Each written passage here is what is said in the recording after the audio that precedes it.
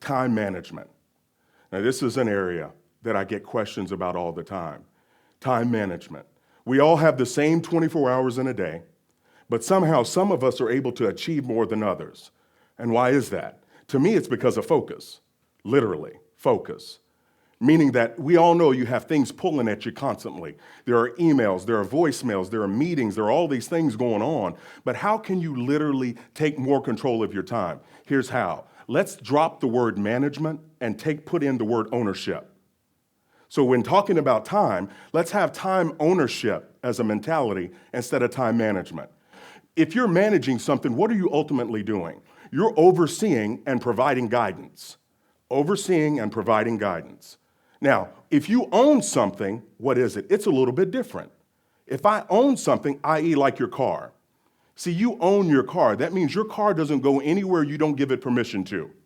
And if it does, we got a problem, okay? If your car leaves you without your permission, you need to call 911, okay? Someone has either robbed you or you've got a teenager that's gotten creative, okay? One of the two ways. But time ownership. Now think about that for a minute. If I own my time, that means it can't go anywhere without my permission. If I'm owning my time. Now, this was something that was curious to me because I tweeted out on my Twitter about time ownership. Someone replied back, Chris, I love it. You're right about ownership. I plan to own my day and stop time thieves. Now, what steals our time? Oh, there are things that we allow, and there are things that we can't control. The things that we allow are email, voicemail. I was an email hawk, you all. If an email popped into my account, I had to see it. The little noise it made, it was just one of those things. I was like a magnet, okay? The little ding went off, and I was like, ooh, I must see. And then you get a text, and I must see what this is. And then my voicemail would go off. And what was I doing? I was juggling things instead of managing and owning things. So you know what I did for me personally? And I want to challenge you to think, what can you do like this? For me, in dealing with email, I get in at 8 o'clock.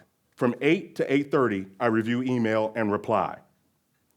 After this, 8:30 to 9 o'clock, I check voicemail.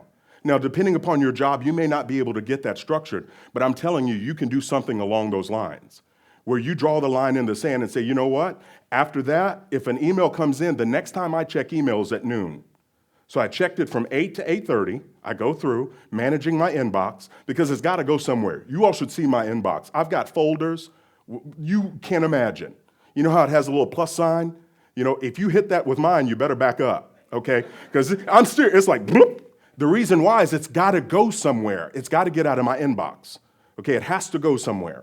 And so in that, I move it, and I move it over, and guess what? If you email me, the next time I'm going to see it is at 12.